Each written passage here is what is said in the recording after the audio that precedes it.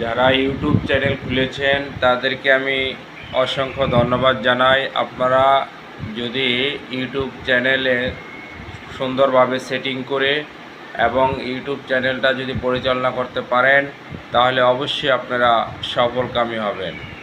ইউটিউবের যে কিছু গাইডলাইন্স আছে এই গাইডলাইন্সগুলো অনুসরণ করে যদি আপনি কাজ করেন তাহলে আশা করা যায় আপনি অবশ্যই সাকসেসফুল হবেন।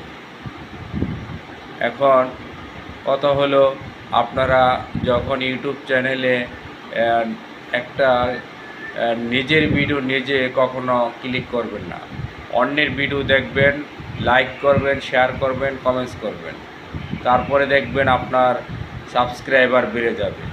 যখন আপনার সাবস্ক্রাইবার বেড়ে যাবে, আপনার 1000 সাবস্ক্রাইবার হয়ে যাবে, 4000 ওয়াচ টাইম হয়ে যাবে, তখন ফেসবুক টিম থেকে ইউটিউব টিম থেকে আপনাকে একটা মেসেজ দিবে যে আপনি মনিটাইজেশনের জন্য উপযোগী।